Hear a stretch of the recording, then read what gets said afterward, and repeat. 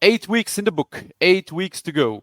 We're just across the halfway point, and the season has absolutely not disappointed.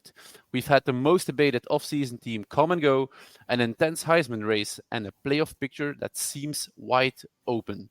My name is Jens, and this is your AFCB College Recap Podcast.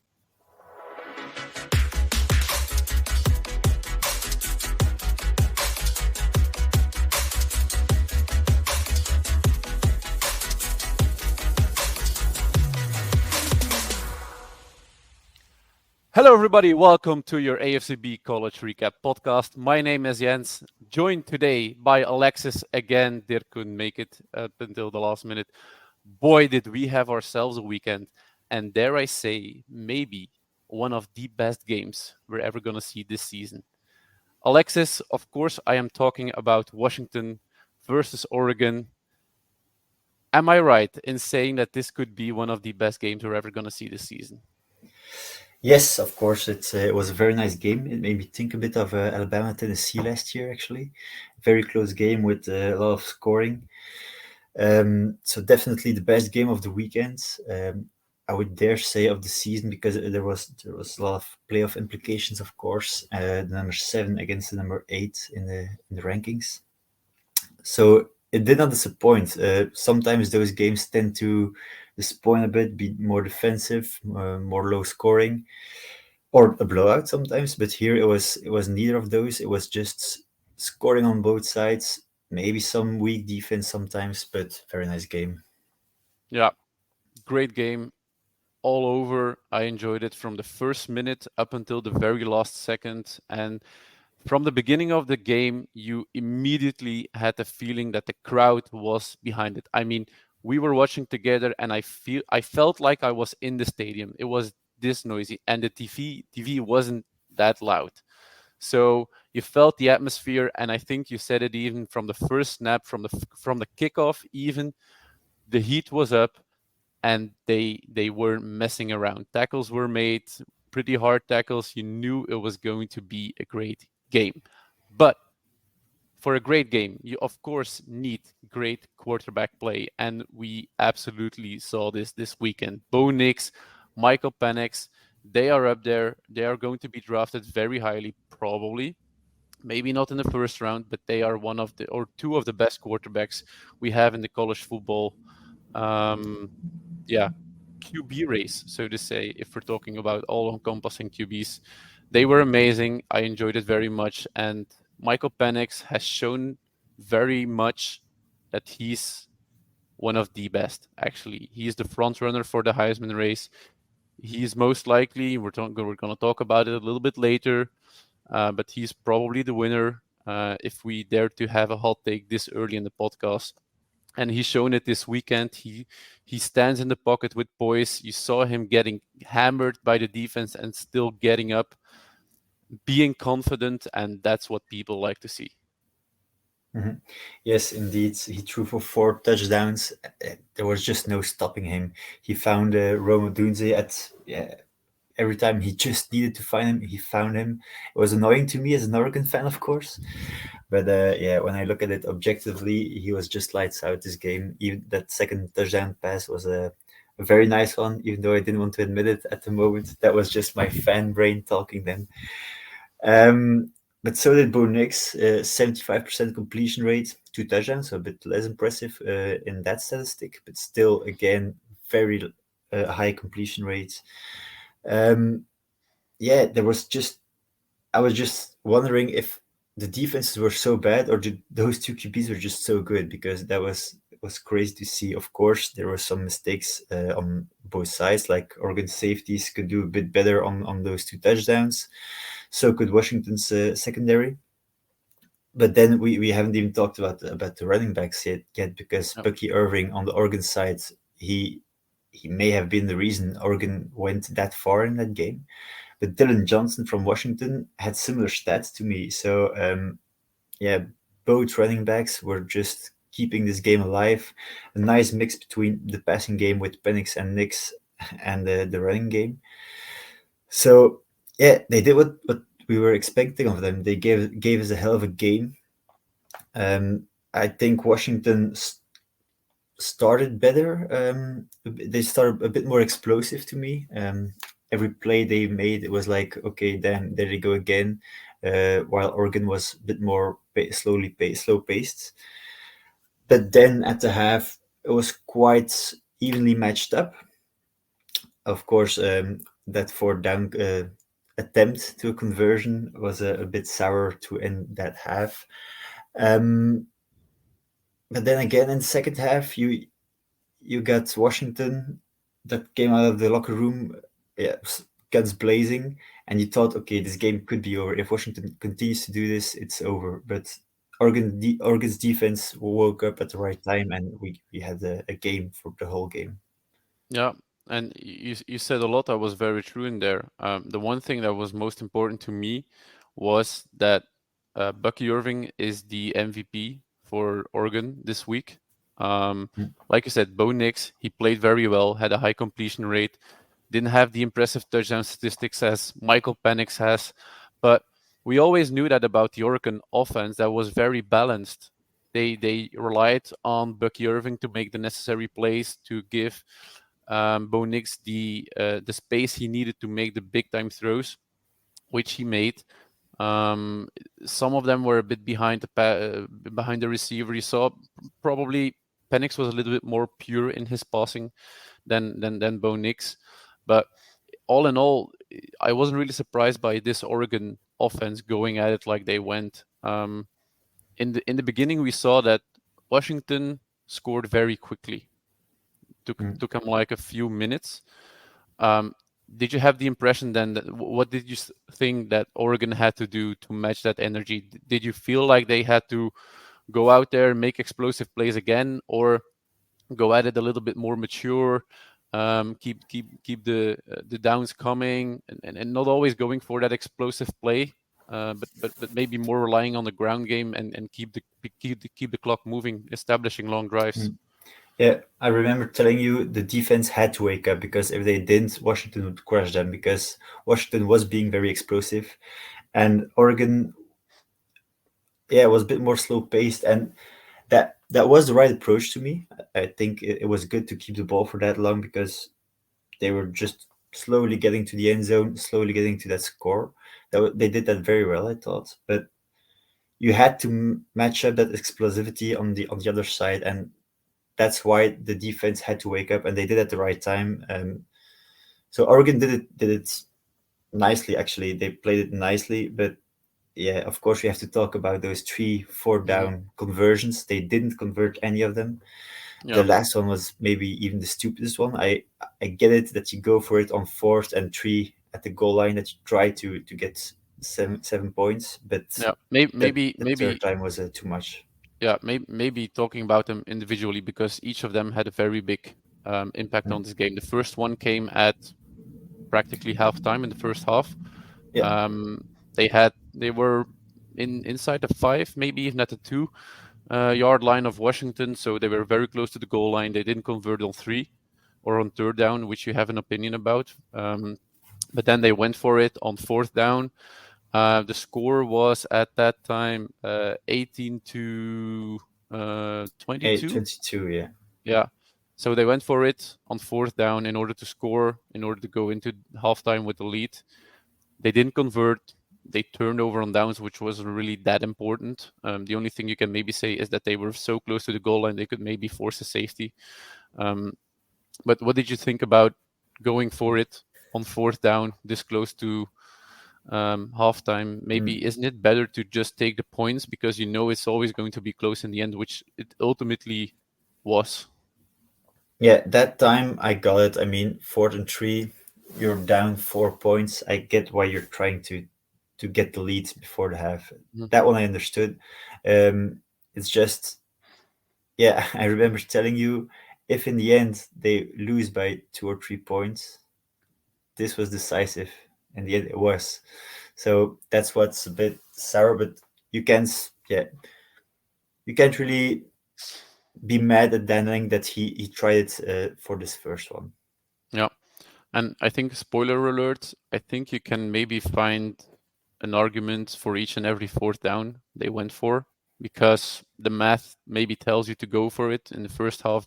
it certainly, I had no issues at all with the fourth down I went for in the second half. Okay, there's still a lot of time on the clock. I think it's quite normal you go for it on fourth down over there. You were at the Washington 8, so it was still 18 to 29, but you still have a lot of time left on the clock. So I understand And going for it.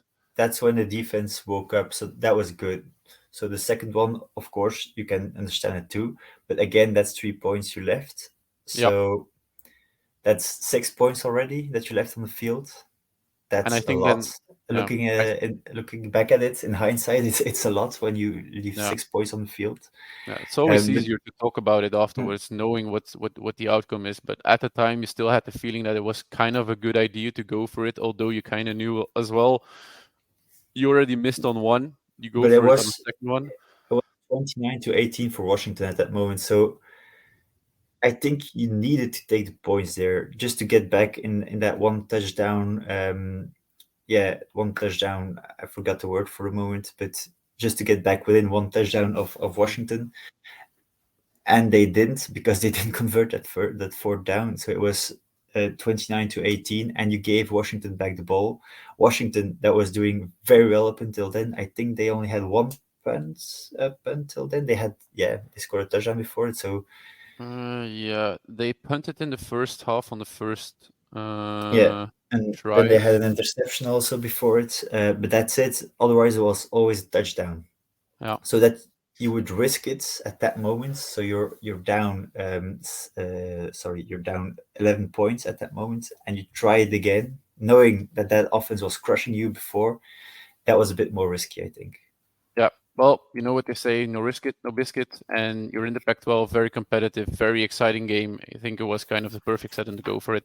And the last one, maybe the most controversial one, because everybody could kind of find an argument to go for it. The last one, well, let's say there was a lot of argument online. People still kind of get it. Afterwards, Dan Lanning only regretted going for it on the first one. But the last one was maybe, in my opinion, the most boneheaded move you could make at the time. You were up four, so it was 33 to 29. Up four, still 2 minutes left in the game. Yeah. So Mhm. you could kind of, with a conversion, you run out the clock possibly. I think Washington still had some timeouts left, but essentially you kind of move the game more into the winning column for you. You go for it on 4th and 3 on the Washington 47. So yeah, you're all already in the opposition's territory, but you're so close to midfield. To You know midfield. who you're playing. You know you're playing Michael Penix, who doesn't at least need a lot of room, but with this wide receiver core at his disposal, with still 2 minutes left, only 4 points you need to bridge.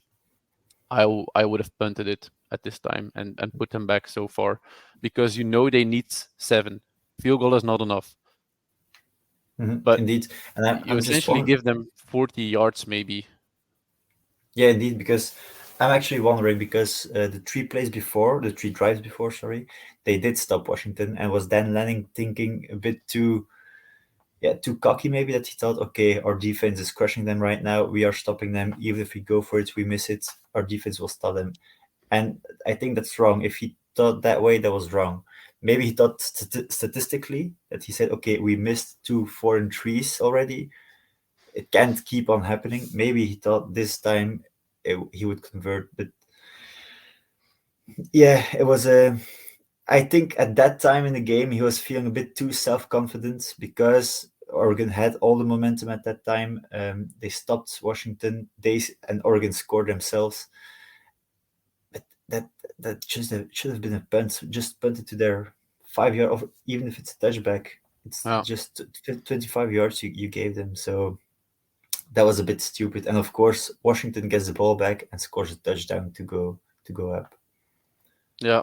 It was indeed one of the plays I would like to take back if I was Dan Lanning. But all in all, it contributed to what was, in my opinion, one of the best games we're going to see this season, because you kind of had Washington dominating the first half, although Oregon was still in there, but not completely Mm. away. And then you had the other way around in the second half with Oregon dominating the run game. I mean, Bucky Irving was so important for them, like we said already. He just kept his legs moving. Jordan James was in there as well. Let's not forget him. He had a touchdown as well in Mhm. this game.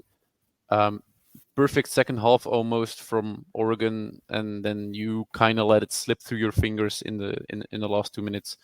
Um, what are your implications, or playoff wise? What are the implications this game had now? Because before the game, like we saw with Texas Oklahoma, didn't have the feeling that the loser of this game would be out of the playoff race.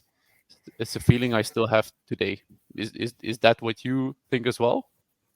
Yeah, they only lost one spot in the college football ranking in the AP top Mm, 25. Sorry, so they're ninth right now. It's still everything is still possible, especially when you know they still are playing some tough opponents, so they get the chance to redeem themselves. mhm, But it's weird, but you actually have to hope Washington goes undefeated until the championship game, so you can mhm. get your revenge in the championship game. Yep. If Oregon does that, so Oregon wins out and gets back at Washington in the championship game, they're probably in. If Washington wins out, of course they're in. There's no question about that. So both could still be in. But yeah, I think it's only those two teams that are getting a real shot at the playoffs in the Pac-12. Yep. Yep. Indeed.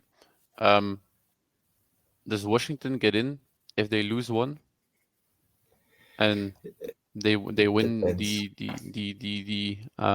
the championship game? Suppose they lose, they still have a lot of good teams left. They still play Mm. USC, Utah, Oregon State, Washington State.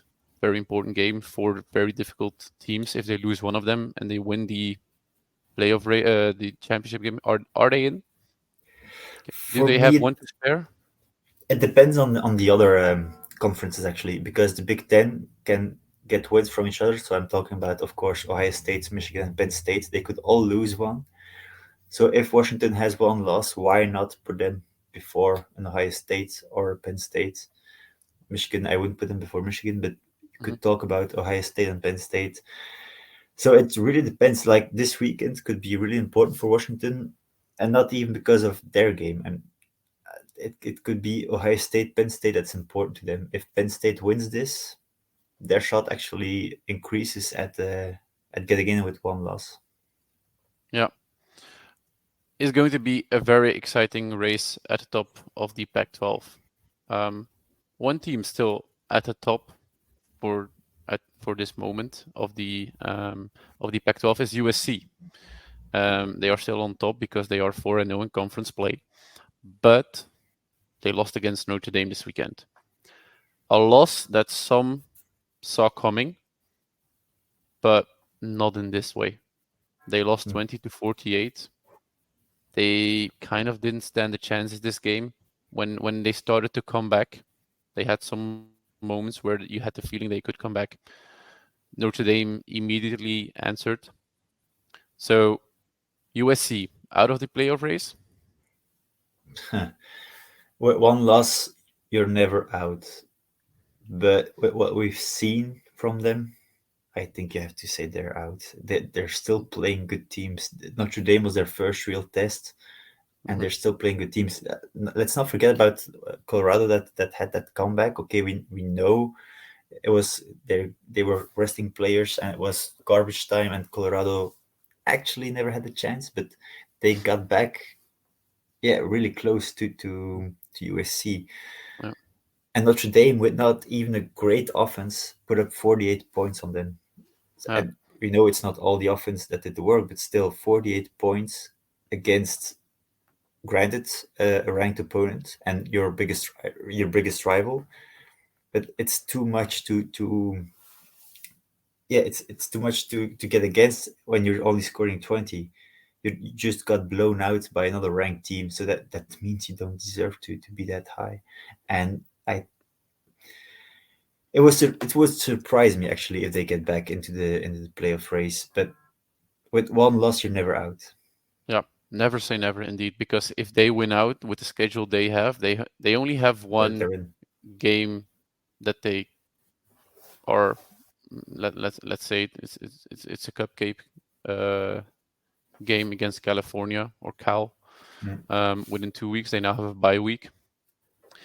Or no, bye week already was. But Yeah, they they still already had. play Utah, Washington, Oregon, UCLA, still ranked. So Yeah, if they win out, they would have beaten Washington and Oregon. Yeah, they're the first in the Pac-12 then. yeah, indeed, they are the first in the Pac-12. Then they have some kind of revenge game probably against one of the two in championship game. Most likely is going to be Washington then, Mm. if Oregon's already two behind. But this game against Notre Dame, like you said, it wasn't even against a great offense. You still had to put 48 on the board in the negative column. Wasn't really the game we were expecting, especially not from one certain first pick in the next coming draft, Caleb Williams. He had 3 interceptions, and I saw those interceptions. I watched them again today for this podcast. They were pretty horrible. He looked like a freshman out there because his first interception, I wrote it down here. One thing that's very important before I go into deep dive, Caleb Williams was always under pressure. This offensive line, it couldn't even stop like one of the most uh, uh, unimpressive pass rush defenses, and that's a big statement. But this offensive line is not good at all. Maybe they're even worse than their defense. Caleb Williams was under pressure the whole game. He looked kind of panicky when he started throwing. His 3 interceptions was always under pressure. His first interception was under pressure. He threw it in the right direction, but you saw that he kind of wanted to get it out there very quickly, and the pass was just overthrown. Interception. Second one, 6 rushers. He threw it in the right direction, just underthrown. He kind of forced it out there. And then the last one was the worst one in my opinion. And the reason we're talking about Caleb Williams' interception this much is because he's never had a game with 3 interceptions. So you kind of have to look at it why it happened. The third interception came against 5 rushers. He escaped, like we've seen him do plenty of times. Um, he kind of throws it off platform, like we've seen him do many a times, and it's just a bad throw. It doesn't even get into the neighborhood or the vicinity of a receiver. Um, he wanted to make a hero play, uh, while he even had like an option to me that was kind of open, and he kind of, like I said, he tried to make the hero play, escape from pressure like he's done so many times, and just throw it out there, because he had again highlight plays this game. One of his touchdowns was like a highlight play. Probably people would repeat over and over if they didn't lose. But those interceptions, I don't know. It's not like he's now not the first pick anymore, because he's still one of the most talented guys in the country. If we're talking QB, but every QB can have an off day, Mm. and we've seen QBs in the NFL have off days as well, and we even had one last weekend. And sorry to now open an old wound, but Jalen Hurts had 3. It's not like we're not gonna talk about Jalen Hurts now being a bad QB. Caleb Williams is still the first pick. He just had a bad game, and Mm. he I can think never have one. it's the first time this season, and maybe for a whole lot of last season too, that he was under pressure for the first time ever. And I think it got a bit to his head because he, like you said, he tried to do hero plays. He tried to bail USC out because he's used to it. He's used to it that he can do that. We saw that in the beginning of the season against San Jose State. He got a bit under pressure, but of course that defense is less impressive than Notre Dame's defense. And he scrambled. He did some crazy things. He completed passes. He won the game. Of course, why wouldn't he try to do it this game? And he tried it, but against Notre Dame was a bit harder, and he will get Mhm. better at this probably. but it was a reality check to him this game, that he maybe feels now that he still has progress to make, Yeah, because and everything up until now was like, okay, Caleb Williams is. Didn't Dirk say he should sit out the season because he's already number one pick? Well, yeah, this could be like yeah, this could be like showing him, okay, you did well up until now, but you still have some steps to take before you go to the NFL. yeah. All right.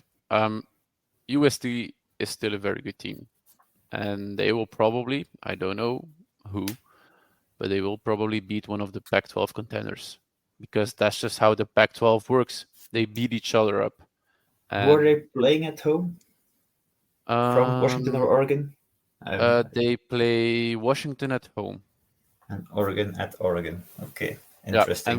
we've seen the Washington environment. I'd be very glad as a QB not to play in that environment as an opposing Or QB. Oregon is the same, so Yeah, well, now we've seen how it can be for Washington in such a game. Oregon still has one coming against USC, and although people are kind of saying that they are a bust now because they've kind of been exposed the way we thought they could be exposed, you still have yeah. to play them, and they still have the possibility to just fuck you up. Um, Notre Dame, we're not going to talk about them too much because it's a team that's already out of the playoff race, or are they? Yeah, it's two losses is a lot. We all know that, but there's still a lot that can happen because every team from five on, no, I think who has one loss from the seventh on. I think from the seventh on, everybody has one loss. So there's a lot that should happen, and they don't have a championship game, so they can't really redeem themselves there. They Mm, can't put up a big performance in a championship game. So a lot yeah, has to happen. It is still possible. Like I give it like 5% chance, or yeah. even less. But A lot has to happen, and they don't play too many important or games that will draw attention from voters. They still play Clemson, but otherwise mm, it's Pitt, Wake Forest, and Stanford. yeah, If indeed. if you close out the season 4-0, people are still they are going to notice. They're going to put you in the top 20 probably, or keep you in the top 15 as they are now. But you're not going to be a In a playoff 12 team. team playoff, they would be in. Yeah, yeah, of course. And we have other teams now that are on the brink of being a 12-team playoff team that, that Mhm, that are not in there, like Air Force. If they win out, which they could perfectly do, mhm. they are in the playoffs next year, which is great Yeah, for those teams to be in the playoffs. Now they are not as kind of like this elite club, but this elite club is also kind of interesting. Like only the best of the best of the best get in there, and to some teams it's kind of unfair, but that's maybe it a discussion for another time, because if we start this right now, yeah. it's going to take a long time. Yeah, but Notre Dame normally they're not in the playoff run or hunt anymore. Especially with this team, they have like this crazy good defense with Xavier Watts, the safety who had like 2 interceptions against USC, playing his best game. He has 4 on the season now. Um, Amazing defense, top 5, same like UCLA. That still plays USC, by the way, in the last game of the season. But that offense is just simply not able to keep up because, and you saw it against Duke, they weren't able to put up this many points. You saw it against Ohio State. Okay, Ohio State is very great defense, but still they struggled. Sam Hartman, he elevates this offense to a level that they weren't able to achieve with Tyler Buckner. Mhm. Of But course, with estimate. it's still capped. And Estime is one of the greatest running backs in the country, maybe. But otherwise, who's it gonna be? They don't have like this clear number one receiver, which will elevate your game or bail you out when it's needed. So this Oregon or Notre Dame offense is just simply not good enough to be in the playoff hunt. And you've seen it against USC as well. Most of the uh, scores came on defense or special teams, and the scores they had very close drives. So Yeah, I think they're at the ceiling right now. Yeah, I agree. Actually, it's always disappointing to see, and maybe now you would think, okay, but they scored 48 points. Yes, but like you said, two of them come on one kickoff return and one fumble return, and then you have two from Estimate and two from Hartman. So yeah, indeed, Hartman is better for this team than Buckner was. That there's no doubt about that. But that's Notre Dame's problem. They don't have a top receiver, and a team like Notre Dame should have this. If they had that top receiver, they wouldn't have lost against Louisville. Probably they they just miss that star power on offense. They have a very good QB, not a star. They have a very good running back, but he's not. Yeah, he's a sub. I mean, he's not better than Donovan Edwards. He's not better than Blake Corum. He's not better than Hampton. He's not better than Penn State's running backs. So he's not the clear top yet. So their offense is a bit. I wouldn't say mediocre. It's just not top notch. It's not Mm, going well up against those better teams with good defenses, like we saw yeah, against Ohio State actually. yeah, yeah. Indeed, weren't able to keep up or put up the necessary points to close out the game, like against Mm. Duke as well. We've talked about the Pac-12 for half an hour now. It's normal because three of the four ranked matchups we had a team from the Pac-12. At, we even had five of them. There was still, and he is slightly above the other one from the Pac-12. There's still another game from the ACC that drew many eyes. UNC Miami, and people were kind of excited about getting to see Drake May go up against Tyler Van Dyke, two very good QBs, and the real return of Tez Walker. He previously played against Syracuse, was kind of short notice, but now he had a full week's practice together with Drake May, and it was complete fireworks. Hmm. People were not disappointed at all to see Tez Walker back on the field.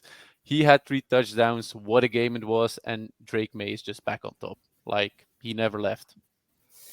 Yeah, 4 touchdowns. That's crazy because I remember 2 3 weeks ago he had a ratio of 5 touchdowns, 4 interceptions.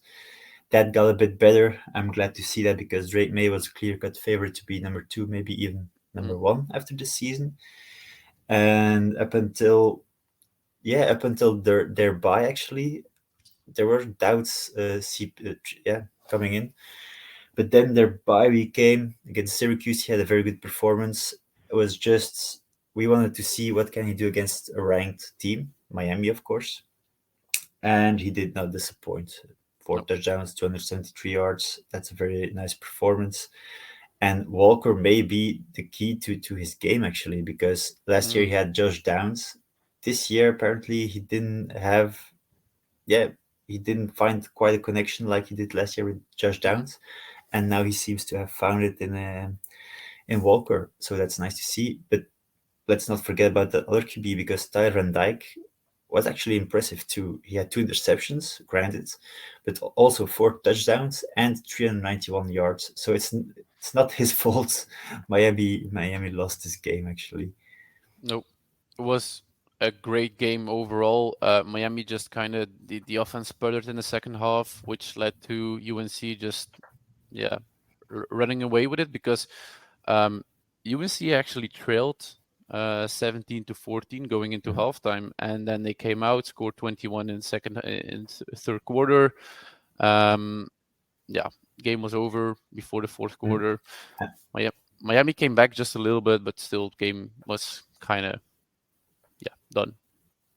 And that's the difference with last year actually. UNC's defense is winning them games this time around. Last year, Drake May had to do everything because he knew, okay, I'll get back on the field and they'll have scored at least 3 points.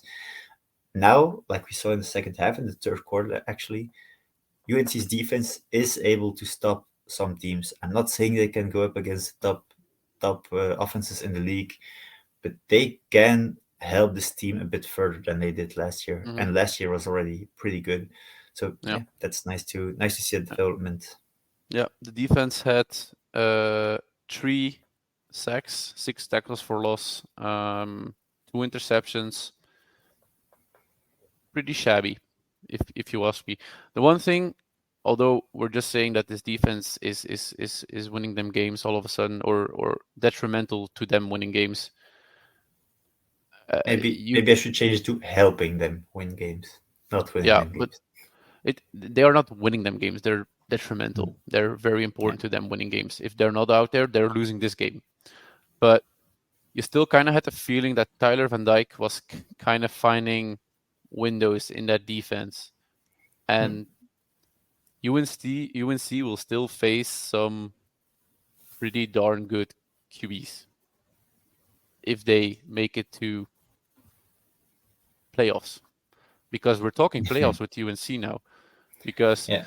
this ACC race, okay, it's a two horse race. Florida State, UNC. Have They are Travis gonna then. face You're gonna face Jordan Travis, Mm. who's a pretty good QB, who has a pretty good wide receiver in Keon Coleman. Um, even if you win that one, I'm not saying they're not gonna win. Even if you win that one, you're going to the playoffs. Probably gonna face a pretty good QB, except if you're facing Ohio State. But then you have Marvin Harrison Jr. It's going to be tough for that um, coverage unit to keep up. Of course, that's true. If they get in, if it's a big if, because for the states, uh, okay, I would like to see that game though because they don't play them in the regular season. It would be nice to see them match up against Florida State, especially then because of what UNC's offense could do. I would like to see that. But if they get into the playoffs, yeah, it could be a one and done, of course. But you never know. Look at TCU against Michigan last year. Nobody gave him a shot. They still did it. So if the offense can still keep up, like I mean, last year Drake May did it enough. So if he just finds one game in the playoffs where he Mm. can outscore the other team's offense, or just like outscore his own defense, let's say it like this, um, yeah, then they could get far. But that's a long shot. Let's not get ahead of myself here. I would like it, but they still have a tough game against Duke, tough game against Clemson. So they're not they're not there yet. Yeah, as you said, it could be very important for Drake May and this UNC offense, and actually the whole team, that Tez Walker is back. A little bit of a background story for those who weren't completely caught up in it last week. Tez Walker transferred in from Kent State in the offseason, but the NCAA didn't grant him any eligibility to play this season because he's already a two-time transfer. So he committed to North Carolina Central Eagles. He never played a snap for them because he transferred out immediately to Kent State after 2 years there, transferred in to North Carolina. But the NCAA has this strict rule on two-time transfers and a very high, so to say, threshold you have to cross if you want to be able to play. In reasonings why you're transferring in, he said it to be closer to his ailing grandma. NCAA didn't grant him eligibility. Now they did. All of a sudden, there was like this whole bitch fight between the NCAA and North Carolina. But now he's back. It's very important to UNC because he's the key probably to this team. Now my question is, it's maybe a bit of a hot take, but the combination of Drake May, Omarion Hampton, and Tez Walker, are we talking about the best trio in college football? There's some Of, other ones out there, but Mhm. if Tez Walker is whatever he promises to be, could he or could they? It- they could, but it's sorry, Hampton. It's Walker's second game of the season, so of course he did very well in both. Let's just give them the rest of the season to figure that out. But if he keeps on playing like he did this weekend, of course we could be talking about one of the best trios in the league. Especially if you have May as a QB, you won't find a better trio with a better QB. Hmm. of course Williams, but I don't think they would have a better trio. So of course with May you We're have already talking the Caleb best. Williams and Yeah. yeah, So okay. that's the only better QB I see than Mm. May. So USC is out of the question in this discussion for me. So of course you have the best QB in Drake May. And then you have to figure out who do you think is the better running back. Hampton, is Hampton the better running back? Is Edwards the better running back? Is Singleton the better running back? I don't know. There are a Mm. lot of options. Or as we just talked about them, is Bucky Irving the better running back? It could be. I put Hampton up there with them, but maybe not. No, he isn't the best running back. And then at receiver, we saw a lot of good things from Walker. He hasn't played division. He hasn't played actually Power Five before, so it's his second game in Power Five. We still need to see if he can keep this up. Um, I believe he could be, but once teams have tape, of course, we know it gets more difficult sometimes. Um, but yeah, it's a possibility actually, but not right now. I'm going to put it Mm. like that. Not right now. It could be later this year. Maybe at the end of the year, we say, okay, this year these three are the best. That was best trio, but not right now to me. Top two? I would let's say top three. Okay. Who do you put out there? Give me your rankings. Supposedly USC is first. Williams, Lloyd,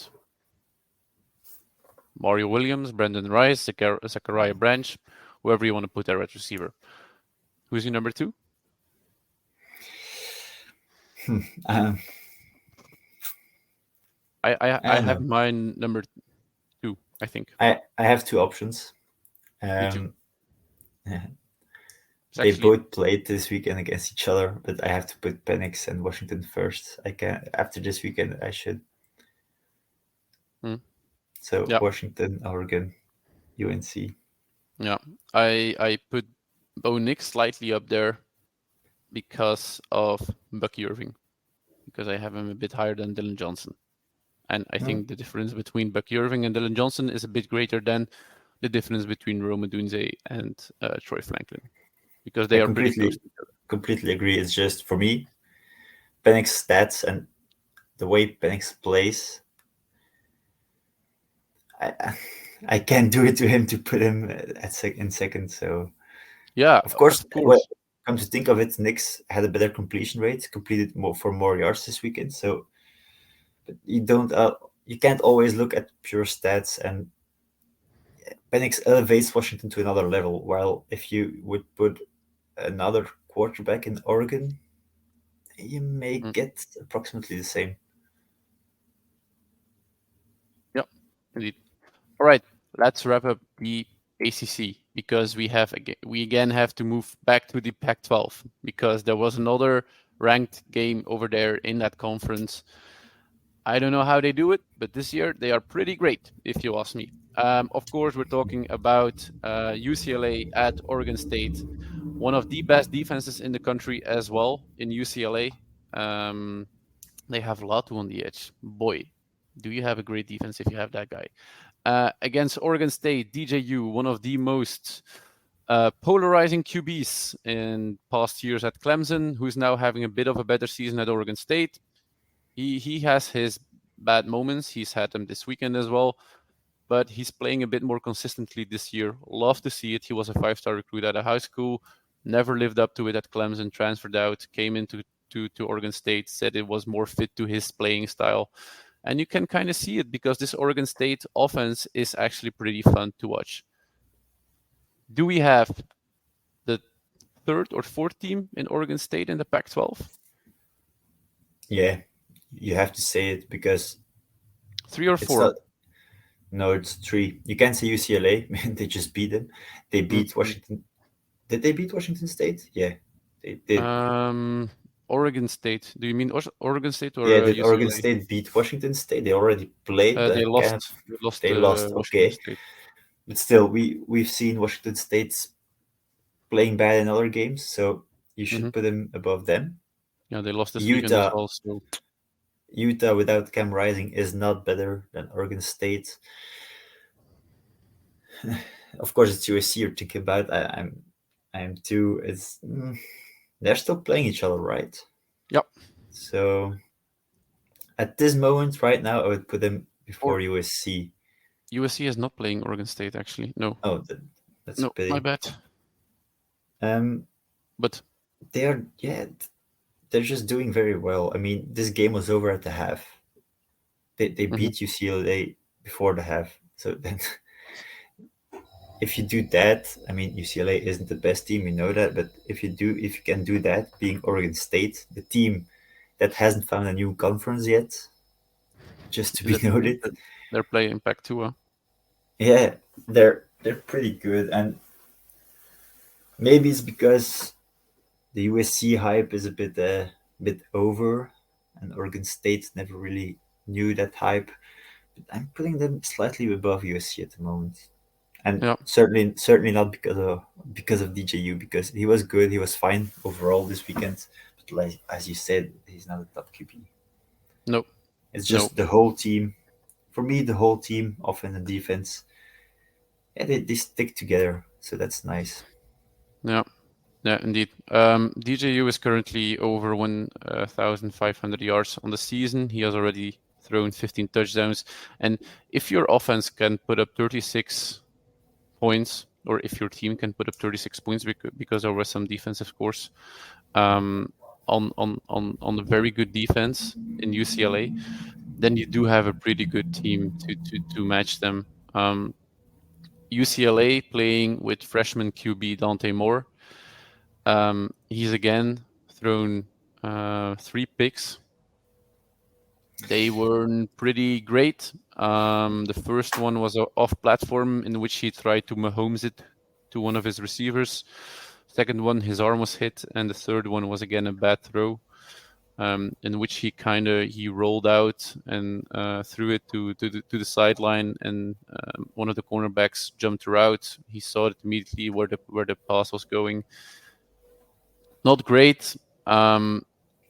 Do we need to expect another QB transferring into UCLA next year to put fire or light the fire under Dante Moore, because he's already thrown 7 interceptions on the season? Yeah, If if, if he keeps you this up, he's probably not even starting, and unless spring practice next year is going to be great. I get it. He was a 5 star, I think. If you just Yeah, throw him away now, it's yeah. You harsh. It's, you it's his don't. You freshman. just Yeah, yeah, no, it's his freshman season.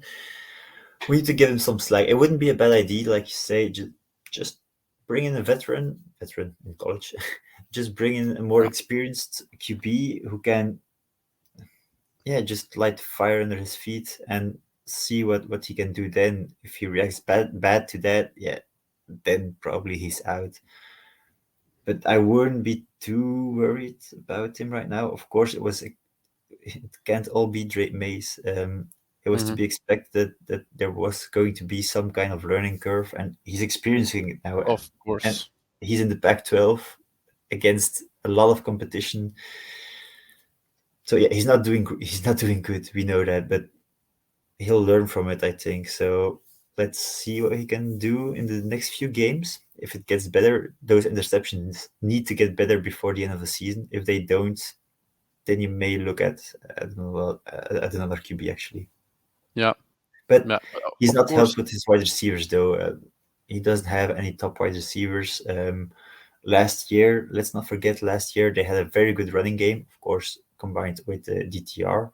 But Zach Charbonnet, he doesn't have a Zach Charbonnet on his team that can Carson Steele is help pretty him good. win games. So, what did you Carson say? Steele is Carson Steele is doing pretty well this year. So Yeah, he's at, no at Zach Charbonnet.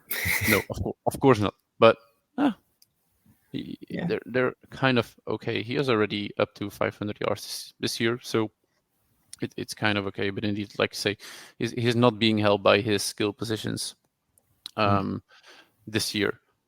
A lot to look forward to in this Pac-12. I think we can actually say that, because they're going to trash each other probably in the next 4 to 5 weeks. A lot of important game weeks ahead. Pac-12 is going to be lit.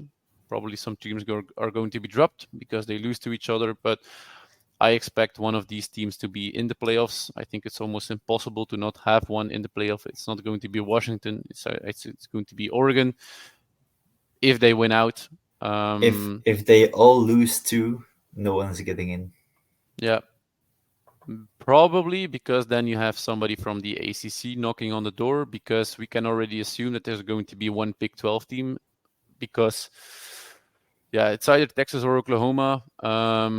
Texas, if they win the championship game, they are probably in. If Oklahoma wins, it's going to be them, because the schedules they're playing are still kind of feasible, but it's still the Pac-12. Big Ten is going to have one at least. SEC is going to have one probably.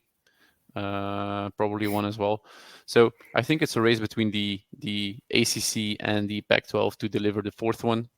Yeah, I it think is. that's the right assumption. Yeah, it is indeed. So you have to win. Actually, if they win out, if Washington wins out and Oklahoma loses another one, you can't put Washington below one of them. You can't. Yeah, indeed. Great. We have kind of gone okay. We're still under 1 hour. We have some topics left. Is there one thing that you still want to highlight from the past 4 games, or do you want to move on to the next ones? Because Let's move on to some other games. yeah, the thing I want to say, Michigan is pretty damn good. They again put up 50, just like last week. They received more first place votes compared to last week as well, I think. JJ McCarthy is up there with the best QBs in the country. He's no Caleb Williams, but nobody is. He's maybe QB 3, 2? No, Not 3. two. Let's put it at 3 probably, unless we're doing hot takes again. We're not Hmm. doing hot takes. QB 3 maybe. Then I would Michigan, completely disagree, but go on. yeah, Michigan is a very good team, and they are to be reckoned with. They are a force in the playoffs, or they're going to be a force if they are in the playoffs. But to me, it's undoubtedly the best team in the Big Ten. Yeah, they proved this weekend. When we were watching it a bit, so we put on the game. It was 7-0 to Indiana. We thought, okay, we could maybe see something, but then Michigan just shut us up and crushed Indiana. So yeah, they did what they had to do. They can't do anything more than that. Mm. They allowed 7 points, okay, but they crushed them. Yeah. You can't expect more than that. As did Up Ohio until State. up until this point, Michigan has not allowed a first and goal. That's Okay, that's that's crazy. that's a pretty sick statistic. Hmm. So That's they've actually, it was the criticism that they have this pretty easy schedule up front. Some teams on that schedule appear to be pretty okay, going on to winning records. But when they are even faced with an easy opponent, they trash them, and there's no coming back in that game. It's not like they play with their foot and allow them to come back. And no, it's just they trash them. JJ McCarthy is throwing everything to bits. Blake Corum is running everybody to shreds. They are a pretty good team, and I see this as the clear-cut favorite in the Big Ten. Although Ohio State and Penn State are both pretty good and would probably win out in other conferences. Maybe. yeah. At this point, we have to say Michigan is the better team. I know Yeah, it changed over the last 3 or 4 weeks. Michigan is that's suddenly from 3-1, that's but that possible. is rightfully so, of course. Yeah, the Big Ten will be decided in those 3 games between them. Yeah, I just have the feeling that no other team in the Big Ten can do anything about Ohio State, about Penn State, about Michigan.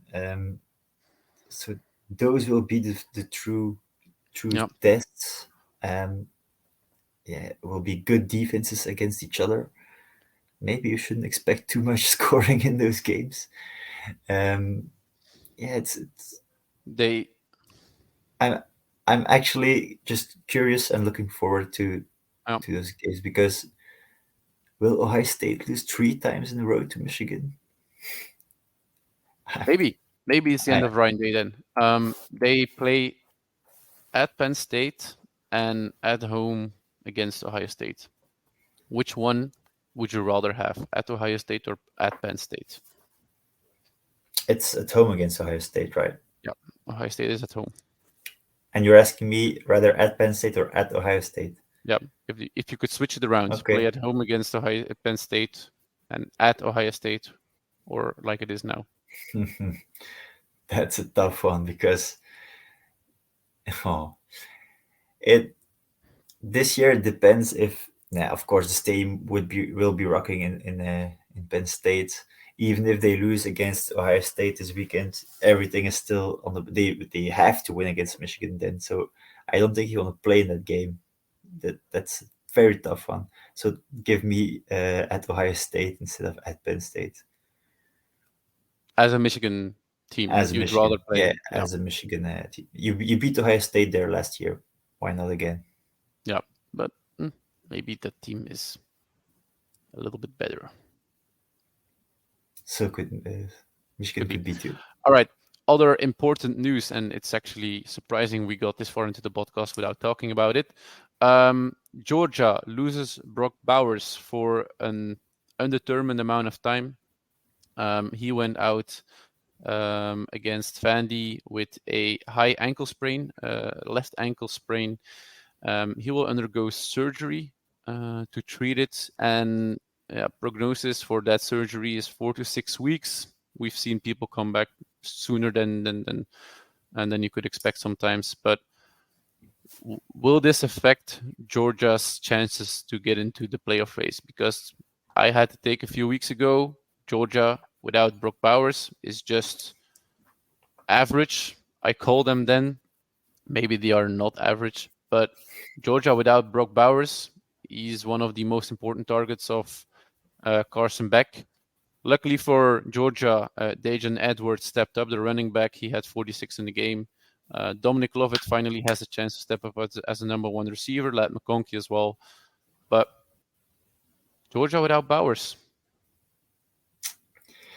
Yeah, of course that's difficult to them because he was the main talking point all year. He is their best player actually, but I won't count Georgia out. It's a bit like Bama. They even if they lose their most important player, they will probably find a way to still grind themselves to wins if they need to. If they don't blow them out before, okay, they still have Florida. That should be a win actually. They have a ranked Missouri, ranked Ole Miss. At Tennessee could be a hard game, but when as we saw Tennessee this weekend, maybe that could be a blowout for them. And Georgia Tech. So even if they lose one, they still are getting into the championship game. Mm. And if they win that one, they're in the playoffs. Not as a number one. It could be that they actually. I see them losing the number one spot without Bowers. That may be, but they won't go lower than 3. That's really the maximum I would drop them. Yeah. All right, but still to be determined, of course. A lot can happen in that case. Rankings time. We still have Air Force in, or we again have Air Force in the 6-0 team. The flying machines who run everything on the ground instead of through the air. I think Zach Larrier, his stats look pretty okay if it's only one game, but he's up to 468 yards on the season with 4 touchdowns. Great game if it were a game, but those are the season stats. But yeah, everything goes on the ground for Air Force, which is pretty ironic if you think of it. But they are in. Tulane is back in again. Iowa is in, and Missouri is in after they beat Kentucky. We've lost Washington State, Kansas, Kentucky, and Miami as well after they lost to UNC. Yeah, Kansas had a pretty bad loss actually. Very close. They were leading the whole game, and then at the last few minutes, they lose to Oklahoma State. That must have been very disappointing. Yeah. Other things that you noticed during the weekend. Yeah, we can talk about Alabama again. They won against Arkansas, but just really closely, 24-21.